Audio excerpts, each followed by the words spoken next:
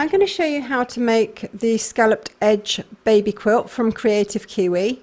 For this I'm going to be using a 5x7 hoop, a layer of invisible mesh stabiliser, a selection of threads and one with a matching bobbin, some masking tape, my squizzers, some pins with heads on them, and my fabrics and batting cut to size.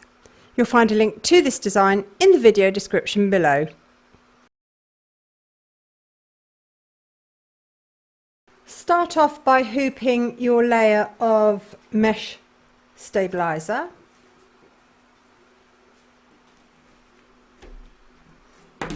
And then we're going to pin around the top edge of our hoop to prevent it from being pulled down between the two hoop pieces.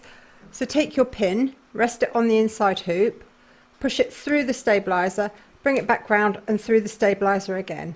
And that will anchor it. And you're going to do that on all four sides. The larger your hoop, the more pins you will use.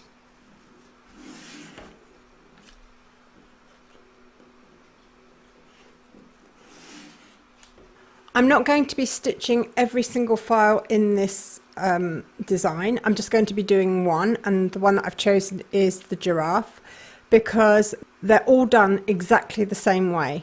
Some have got a few more colours than others, but you'll see for yourself how easy this is. So load your chosen file into your machine and you're going to load your matching bobbin and thread, and you want a dark colour for this because it will be important when you come to piece together your quilt later on, and it will make it so much easier. So I've loaded a mid blue into my machine. Then you're going to pop your hoop into your machine and stitch round number 1, and that's going to give you your placement outline for your batting.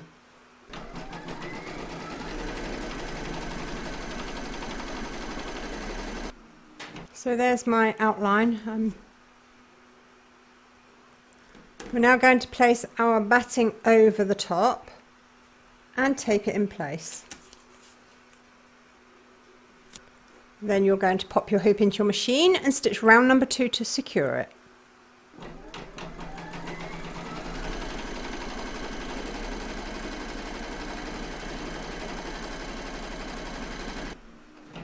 Trim away the excess batting from around the edge of the stitch line, taking care not to cut your stitches.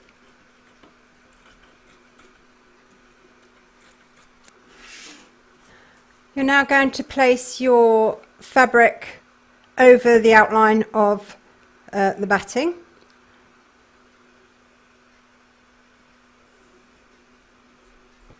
And tape it in place. I'm going to tell you a little bit about the fabric that I've chosen for mine. I'm using a fabric called Scuba, which is a 4-way stretch knit. Nothing to do with scuba diving. And it's great for anything that's got a trapunto pattern to it, and it gives you great definition and great texture. And that's exactly what this quilt is all about.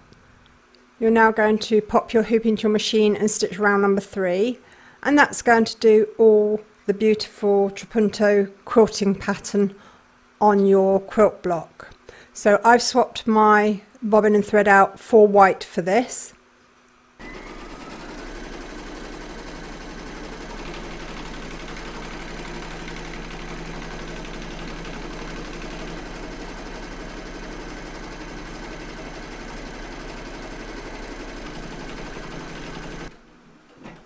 If you were stitching one of the scalloped edge pieces, then your stitching would end here. If you're doing one of the animal panels, as I am, you're now going to load your thread colour for the animal into your machine, and then you're going to stitch round number 4, and I'm going with the light blue for this.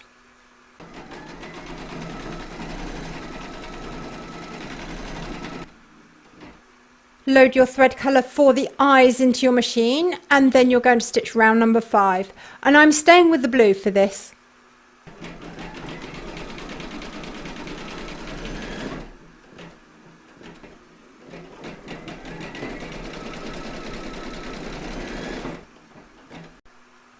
So that's our block stitched. Isn't that so cute? Tell me what you think of it. And we can now free this from the hoop. So turn your hoop over and trim around the edge, taking care not to cut your stitches or your fabric.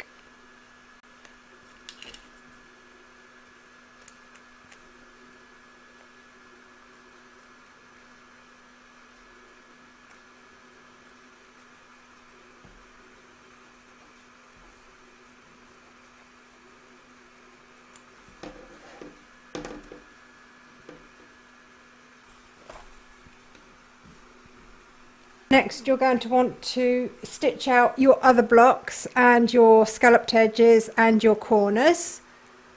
And then once you've done that, we're going to put them all together.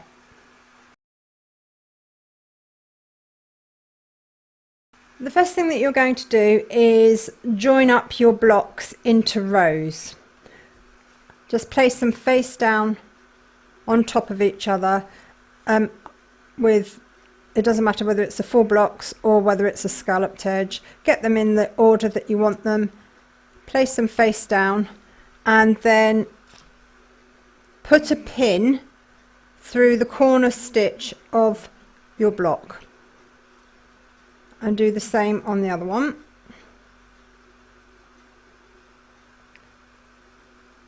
And that makes sure that those two corners are perfectly aligned. Then you're going to do the same on the other corner. So it's in the very, very corner there.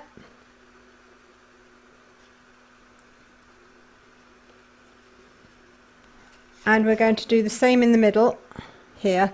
You've got a marker line each side. Just make sure that the two are married up. So that one's through there, and I'm going to come through on the other side here. Whoops.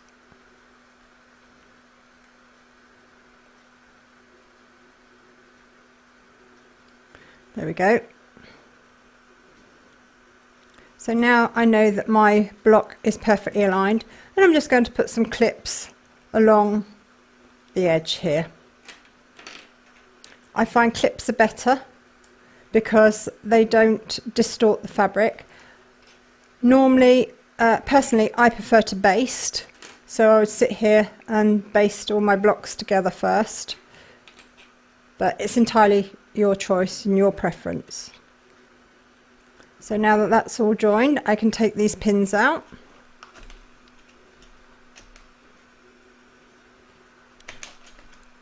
And we're going to stitch all the way down, and all you need to do is stay within the two stitch lines that you've got on the edge here. You've got this is why you do it in a contrasting colour, so that you can see these two lines. And you've got the inside one, which was the one that you did your batting with, and you've got the outer line that you did your initial outline and your fabric stitch down. And if you stitch all the way down there and stay between those two lines, you're going to have a beautifully joined blocks. So I'm going to stitch that now, and then I will be back. So I've joined my two blocks, and I've stitched this in red just so you can see where I've stitched between these two blue stitch lines here. So once you've got your blocks joined into rows, then you're going to press your seams apart so that they lay nice and flat without any bulk, and then you're going to align your rows into columns. Same again, face down, one on top of the other, and align the edges, the corners and the markers, and then you're going to stitch them in place. So that's what I'm going to do now.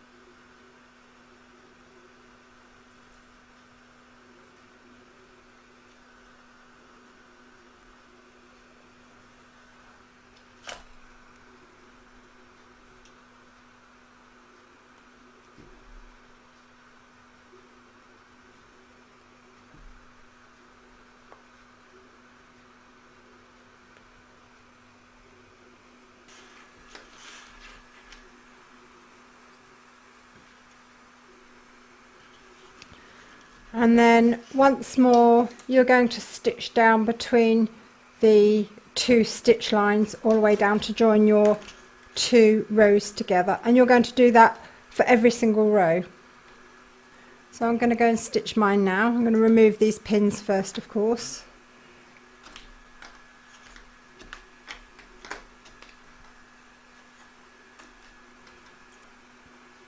And where you come to where the 2 blocks are joined, make sure that your back stays nice and flat so that you don't get any bulky lumps under there, and then it will all be nice and neat. So I'm going to go and stitch this now.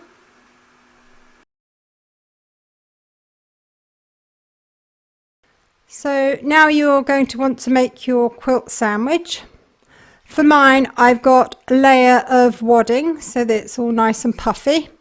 I've got a layer of polar fleece fabric for my backing, and then I've got the top of my quilt that's face down on top, and you want your backing fabric in the middle of those 2 pieces if you're using wadding. If you're just using a backing and the front, then you don't have to worry about the wadding, and you just put them 2 right sides together. So once you've done that, you're going to pin the 2 pieces together.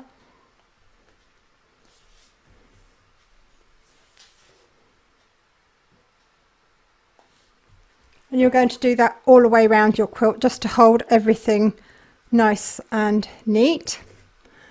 Then after that, you're going to do exactly the same as you did before. You're going to stitch between the 2 stitch lines that I've got in blue here all the way around, but you do need to leave a gap so that you can turn it afterwards, and I would suggest you leave the width of 1 segment. So I'm going to move my pins there, and I'm going to put 2 in so that I know that there's a start and there's a stop.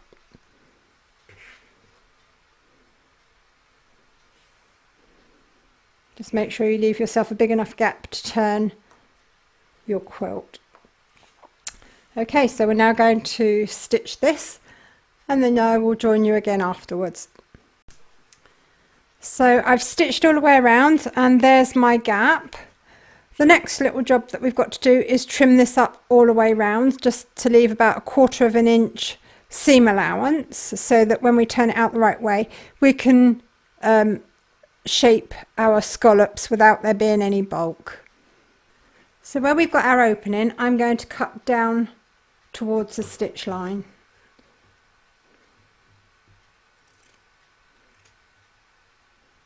And I'm going to turn this over now so that I can see exactly what I'm cutting on the other side.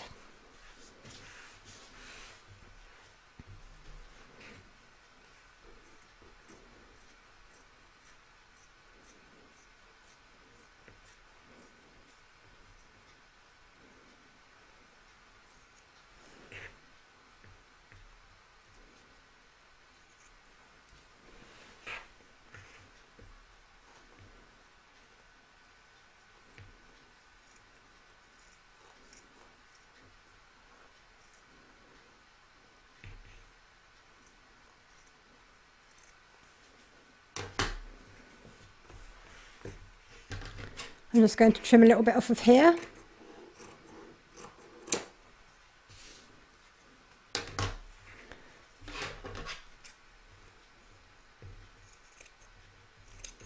If you're worried that you're going to get puckers where the curves point inwards, you can take your scissors and you can snip towards the stitch line, taking care not to cut the stitch line at all. I'm not going to do that because I think I've trimmed close enough not to have to worry about it. I'll see afterwards. I can always turn it out again and snip in those areas. So I'm now going to turn this out the right way and take the last pin out.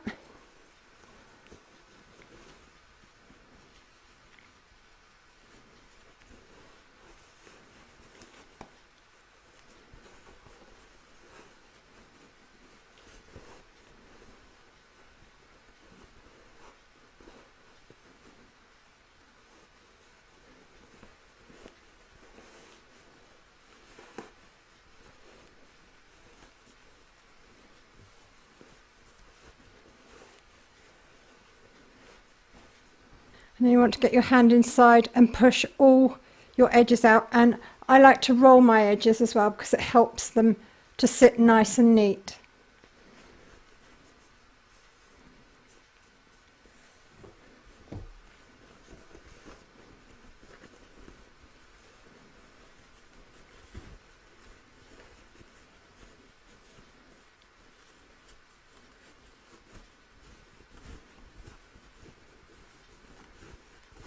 And then we're just going to stitch up down here, and I'm going to do that by hand. So I've stitched up the edge and I've pressed it. I'd always advise you to use a pressing cloth or something like that. It's always a good idea to protect your work. And our quilt is now finished. I'll give you a close-up of it. Aren't they cute? Let me know what you think in the comments below and which quilt block's your favourite.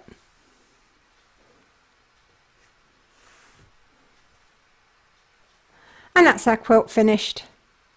I hope you enjoyed this stitch along. If you did, please give me a thumbs up. Don't forget to subscribe to be notified of new videos as soon as they're published. Do pop along to Kreative Kiwi's Facebook group. There's always lots of ideas, help and inspiration there for everybody. And thank you very much for joining me. You'll find a link to this design in the video description below, along with lots of other information such as where I get my supplies and some discount codes for you. And I'll also put a link to the scuba fabric there too. Take care, and I'll see you next time.